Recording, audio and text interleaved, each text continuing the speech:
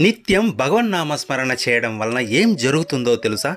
మీ చుట్టూ ఒక రక్షణ వలయం ఏర్పడిపోతుంది. అది ఎలా పనిచేస్తుందంటే, ఎంత పెద్ద సమస్య అయినా మీ వద్దకు రాగానే సులువుగా పరిష్కారం అయిపోతుంది. మీ పైకి వచ్చే శత్రువు ఎంతటి శక్తివంతుడైనా ఆఖరికి వాడి ఆలోచనలు మారిపోతాయి. ఆపద నుండి తప్పించుకుంటాం.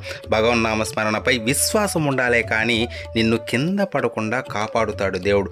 ఖచ్చితంగా దేవుడు నా వెంటే ఉన్నాడు అన్న నమ్మకం ఎప్పుడు ఏర్పడుతుందంటే, త్రుటిలో ఏదైనా ప్రమాదం నుండి తప్పించుకున్నప్పుడు గుండెలు పట్టుకొని దేవుడా అనుకుంటాం కదా, అప్పుడు గుర్తొస్తాడు దేవుడు మనకి. నువ్వు ఎంత పేదోడైనా పర్వాలేదు, భగవంతుడి నామాన్ని పట్టుకున్నావా, ఇక అంతా ఆయనదే బాధ్యత.